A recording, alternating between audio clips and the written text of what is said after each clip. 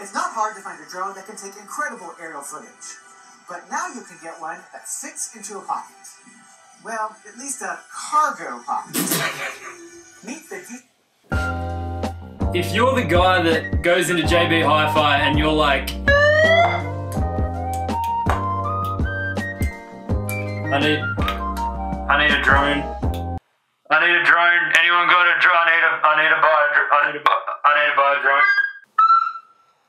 If you're that guy, don't be that guy. Just watch this tutorial. If you're looking for a drone that's kind of like a travel easy, compact, outstanding quality, this is your number one. This is what you want. My whole life, like for the last like 3-4 years, I've been using Phantoms, and they're like, honestly, if you don't have the price range for a Mavic, your Phantom is probably your go-to. You can get like a second-hand one of these for not a lot. Actually, I went into Cash Converters the other day to sell this one, and they offered me $150, and I was like, you know what, for that, I'm gonna keep it and never use it. Things about this that I like are the fact that it's so compact. I'm a traveler. I get around here and there, and you can like fold it up into like a little nook and cranny size thing.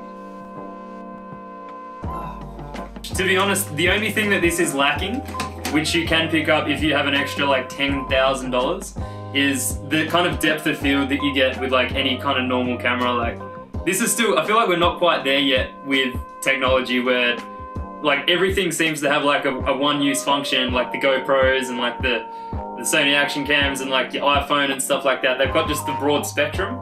They kind of like, they're a runabout camera. You can do whatever you want with them, but they don't have, they just can't compensate for a DSLR in like depth of field and like, yeah, what's it called? The, where the highlights and the shadows.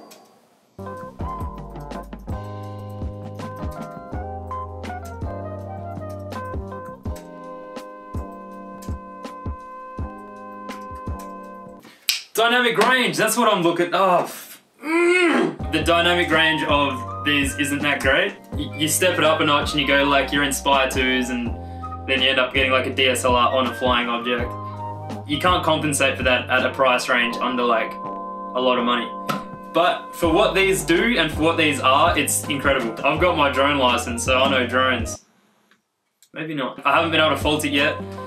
I haven't even crashed it yet. Big dog. Every now and then like the app will crash on your phone, but then you like update your phone and update the app and it'll keep crashing, but then sometimes it comes good and you don't know why. As far as the actual drone goes, I haven't been able to fault it yet. I'll give you some tasters of the image. This is what she's putting out.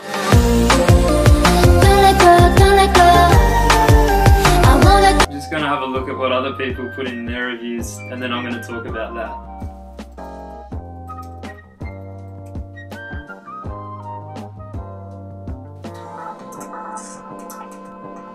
He's got a sick intro. Welcome to Flight Test. My name is Alex and this is Austin. Hey guys, and today finally we have the Dji Mavic. We actually got a pre-production model. Battery flight time, which was saying about 27 minutes. I think battery flight time about 27 minutes. That's bullshit. I'll probably get like 22 minutes. 27's unrealistic. That's stupid. Alright, we'll keep going. using a LiPo battery, even in your cell phone, they can be. Look at those buttery hands. This shit's fast. A lot of like my concerns came when I thought like this thing's like a hefty unit, like look at the size difference. So I was like, as soon as we get into some windy conditions, this thing's gonna struggle. But it doesn't. It's like, I don't know how, I don't know why, but it's better. It gives you like a strong wind warning and it'll say strong wind, but you know that it can handle it. It's not gonna fall out of the sky. If anyone's had a Mavic fall out of the sky for no reason, leave a comment. I'll apologise. The only thing that I would suggest that they could do, it's like a progressional thing, but what they could do is, they've only got avoidance technology in the front and bottom.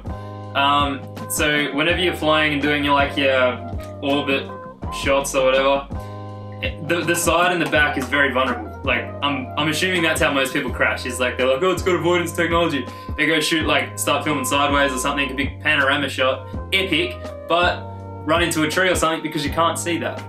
Put that in here, and maybe get a bit of depth of field, a bit of dynamic range, then I won't be able to fault it.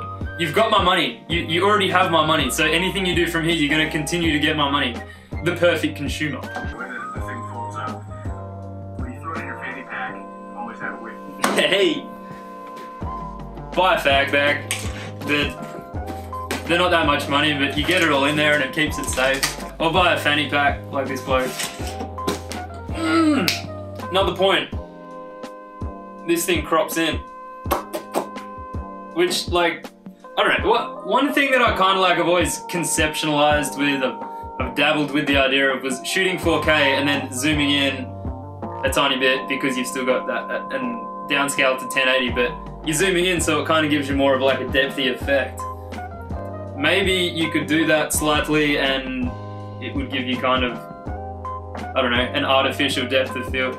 I don't know what I'm talking about. I kind of do, but I kind of don't, but I don't know. I'm going to start trying that and I'll let you know how it goes. You can't really say which one is better. Shooting through the camera? You can say which one is better. That's the whole point of a review.